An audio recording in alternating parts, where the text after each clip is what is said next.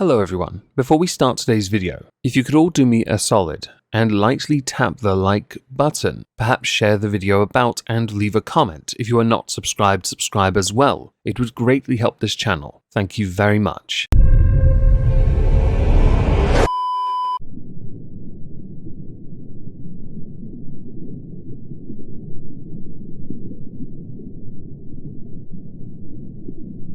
Well, isn't this just fantastic? Captain's log, subdates 220708.5. It's going to take more energy than we have to shrink that fat prick down, and of course stabilize him. So we're going to resupply over the weekend and continue our efforts on Monday. Somewhat surprising though, almost magical in fact, Ensign Bork survived. How? On the screen you can see an email from YouTube indicating that Thumb Media affiliate had copyright claimed the iShowSpeed fire clip. Everyone has been getting these copyright claims because iShowSpeed is a sensitive little bitch. Far too sensitive for their own good, you silly little bitch. You should be ashamed of yourself for not allowing us to bask in the glory that is your almighty twatness. And if you, Thumb Media affiliate, copyright claim this, good luck, it now falls within fair use, so go fuck yourselves. While I'm English and cannot fully appreciate the value and or merit of the 4th of July celebrations in America, I did see that first video via Keemstar, and this one, it was everywhere. It was everywhere. So to my American friends, happy 4th of July. I do hope you enjoyed it, you traitors. Now hello everyone, welcome to This Week at Twitter, or twat. I'm going to apologise in advance, because I didn't look at Twitter much this week, so this one could well be a very Spartan video. So first we'll start with the fact that Jessica Jones was trending on Twitter in entertainment franchises. Now I thought, after Series 3, and the show completely tanking after Kilgrave was murdered, let's just admit it here, Kilgrave is everything to that show, the other two villains don't quite stack up.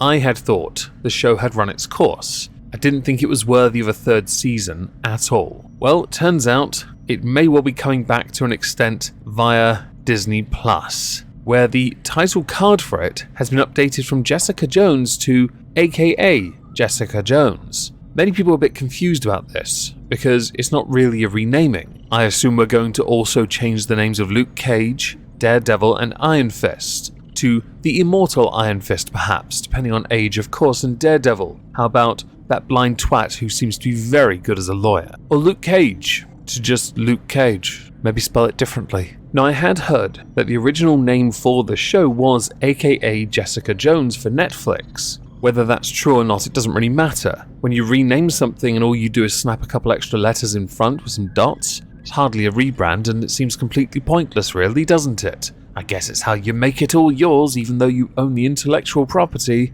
which you really wish you didn't. The only decent show you made was Daredevil. The first season of Jessica Jones, maybe the first season of Luke Cage, could be argued. Defenders was trash, and I thought Iron Fist was an accurate representation of a version of Iron Fist. It really was. I'm a big Iron Fist fan. The only thing that annoyed me was the complete lack of costume. And the second series we should never speak of because, go figure, people found it endearing when he lost his powers. Bit cliche at this point, don't you think? So next, if you are a Twitter user, you will know better than to not have two-factor authentication enabled on your account as a safeguard to best help you from getting hacked by others. Sadly, many institutions don't get this because they're boomers, but also because they somehow believe themselves above it. So for this, we now insert the British Army. The British Army's Twitter account was hacked on the 3rd of July 2022 and flooded with content that promoted giveaways and competitions for followers to win NFTs. The account name was changed several times. Pictures included apes wearing face paint akin to that of Batman villain the Joker, as well as a cartoon robot. Posts made from the account urged followers to join competitions with winners selected at random to receive NFTs. Digital artworks that are stored on a blockchain if you don't know. The British Army's YouTube channel though was also compromised and replaced with an account named Ark Invest, which promoted several live videos purporting to display an interview with Tesla founder Elon Musk about cryptocurrency. I wonder how humiliating this is for the army, especially when you consider they should know better when it comes to security concerns. Now, an army spokesperson did say, "We are aware of a breach of the army's Twitter and YouTube accounts, and an investigation is underway. We take information security extremely seriously and are resolving the issue. Until the investigation is complete, it would be inappropriate to comment further." You won't comment further anyway, because you just got bish slapped. You got bish slapped by hackers because you didn't have a secure password. I'm assuming it was password 1234 hash. Or perhaps something simpler, QWERTY UE up. How about that? Or if you're really creative, really creative, I like big tits. No space, we can't be having that discrepancy in a password. And to the one person who will undoubtedly tell me that's their password, good. It's a good password. I'm a Nigerian prince, by the way. Support me on Ko-fi.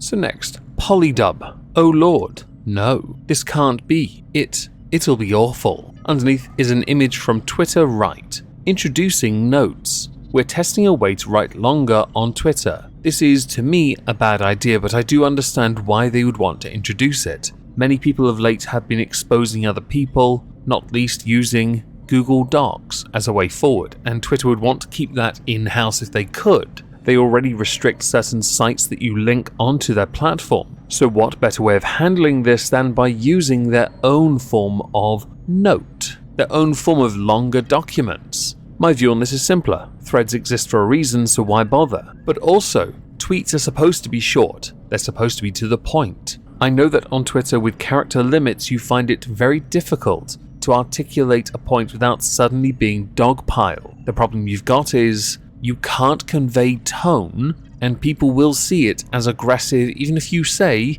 "I'm not trying to be rude, aggressive, hateful, bigoted, etc." People will see through that and just go, rah, ree, wah. And so with an idea like this, it is a bad idea, because while it is admirable you'd want to have your own note form document thingamajiggy, you are in essence just increasing character limits. At that point, what's the point of having Twitter? You may as well just have your own blog site. So to the final thing we're going to cover, we have to talk about Keffals and The Quartering. For this though, we have to go back a little because initially Keffals had actually lost her Twitter account. I saw this via Zaptai, and Nick Diorio. Problem is I didn't download the video fast enough to give you the context of these two tweets. Both seem to indicate, via the replies, that she herself is pro-deplatforming of other people. There is something to that though, and that ties into The Quartering though. You see, Keffals and The Quartering have had a bit of a back and forth of late.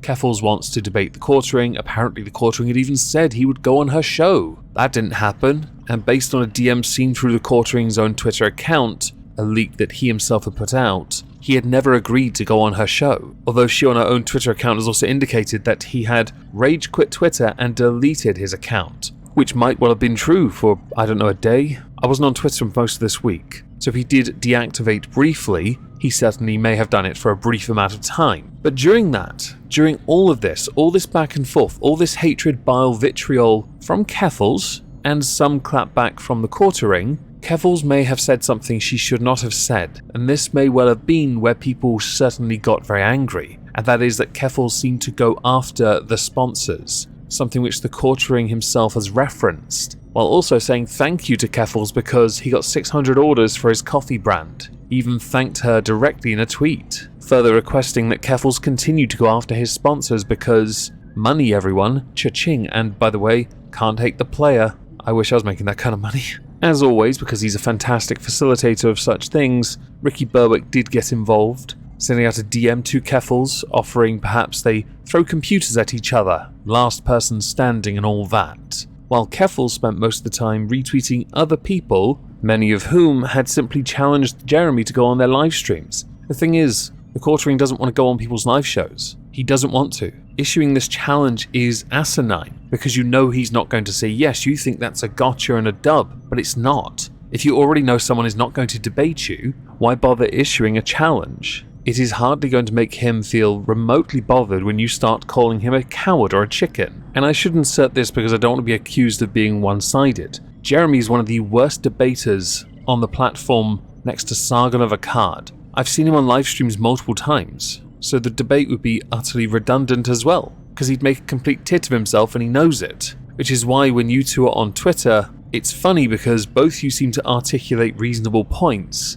and then just diverge when it suits you. As far as Keffals being banned for alleged botting, there is a claim when it comes to Keffals being briefly suspended that Keffals had boosted those ratio numbers. That was the accusation. I don't know if there's any truth to it, but for somebody who built an entire presence on Twitter, especially off of ratioing other people, which seems really dull to me. Maybe it's because I have no followers and it's easy to ratio someone like me. I just don't care enough. But when you do that, and then you get caught out, you get ratioed, you get caught going after sponsors, you get caught employing bad tactics, why should anyone want to debate you? Because you've already shown the level you're willing to stoop to. A debate is supposed to be where two people are peers on equal ground. The problem is, you have both shown in your own way, neither one of you is actually willing to play ball. For your own reasons, no doubt, and quite frankly, I couldn't care less what the reasons are. Although I will admit, an opportunity to watch a debate between the two of you would be interesting, but I'd rather see Keffals debate Destiny, not The Quartering, because Destiny can actually debate.